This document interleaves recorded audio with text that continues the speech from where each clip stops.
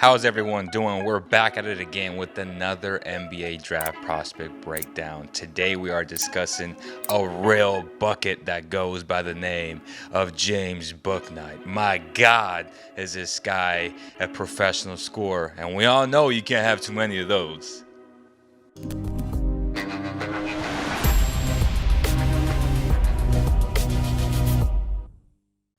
Is James a taller Kemba Walker? That's a great and unfair and interesting question because Kemba was so good at UConn and has been an all-star in the NBA. So it's difficult to predict this kid's future, but I can assure you he will have a solid NBA career depending on where he gets drafted. He has all the tools offensively to be successful, but he also has many weaknesses we will discuss in this breakdown. His ability to create his own shot with that nasty hesi will allow him to get buckets, especially with a lot better spacing at the NBA level. He's a very good athlete, but not a Zach LaVine type athlete. But that doesn't mean he can't succeed. Jordan Clarkson isn't the best athlete, but he's crafty and gets buckets on the best team in the NBA record-wise currently. I feel like if you draft a player anywhere from 6 to 15 in a draft and he has the ability to make a scoring impact from the bench like Clarkson, that's great value.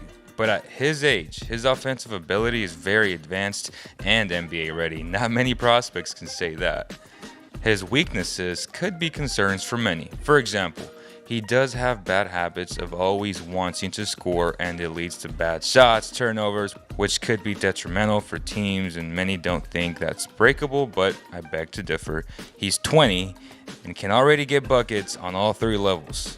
The right coaching staff can help him break or at least see the bad habits, which then would be up to him to watch enough film to improve on those aspects of his game. Just look at Jordan Clarkson's career path. He finally got to a team that has elite coaching, and his game is now under control, and he is succeeding by doing what he's always been able to do, and that's scoring the ball. Another weakness is his streaky three-pointer, which I do see as a concern, but again, it's not like he can't shoot or has bad mechanics. I feel like it was more of a shot selection that made it seem that way.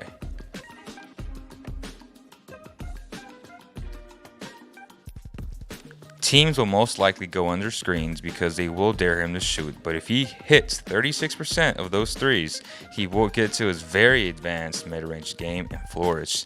His body isn't NBA ready in terms of the physicality, but he's extremely tough and won't back down from the challenge.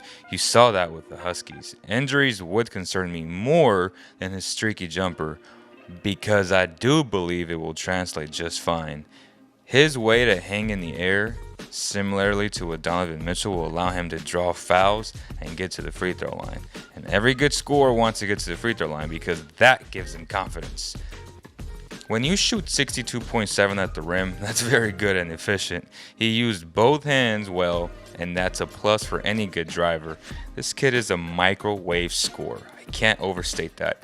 He only had 27 assists, which again, it's a weakness, but it's all perspective on talent around him and his obligations in his role as the go-to bucket. Of course, I would want him to be great in the pick and roll and be a Luka type passer, but if he was, he would be the number one pick. We're talking about a kid that can go anywhere from 6 to 15 depending on the team. He's gonna have weaknesses, but in my opinion, his gifted ability to score outweighs those because his weaknesses are correctable and teachable with experience.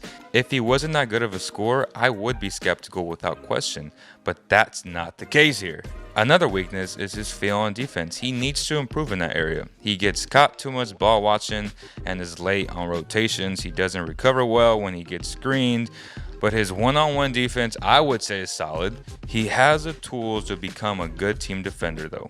It's just a matter of James putting in the work to improve in that specific area.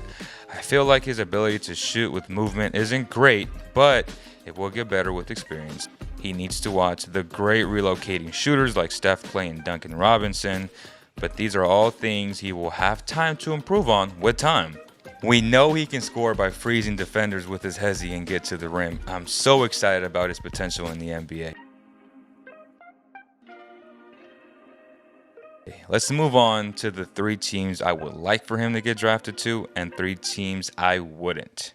The Magic, Oklahoma City Thunder, and the Kings would be solid fits for James. The Magic have many young guards at the moment, but since I believe his three-point shot will translate to the NBA, the Magic could use extra scoring from that position. It would build a nice little competitive training camp in Orlando, so let the best man win. The fit with OKC is obvious because Shea is so good already in so many areas, and if you add a talented scorer like Bouknight, that would really give the Thunder something they need. The Kings are a good fit because James can come off the bench and be that scoring punch, and even a third guard with De'Aaron Fox and Tyrese Halliburton during stretches of a game. And if I had a fourth team, it would definitely be the Warriors. They would love to use Bouknight's offensive skill set off their bench with Klay coming back next season. The Cavs, Spurs, and Timberwolves are three teams I wouldn't want James to get drafted to. The Cavs need to do something about their small backcourt, in my opinion. I don't see it being a long-term successful fit that will translate into winning. If they can get a big or a wing, that would be great. That is the reason why I wouldn't want James to go there as of right now.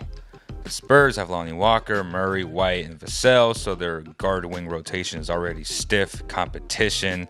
Timberwolves also have Beasley in that scoring six-man role, so I don't know how James would initially fit, which could hinder his career early on.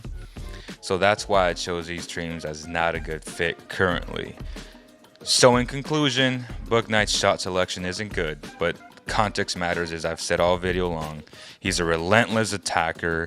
He will keep going at you, which is a great characteristic to have as a basketball player. Yes, I do agree with his bad habits being something of a concern, but his ability to score with better spacing and better talent is how I would evaluate his game becoming more efficient at the next level. Those habits can be corrected under a good coaching staff. I believe that because I believe he has the correct tools already to be solid in the NBA for many years to come. Let me know what you guys think. Do you believe that Bouknight's NBA three-point shot will translate and eventually make him a very good NBA player? If you enjoyed this video or this type of content, please like, share, and subscribe. We will release a mock draft very soon. So stay tuned, guys. And on behalf of the entire Basketball Zone family, we'll see you on the next one.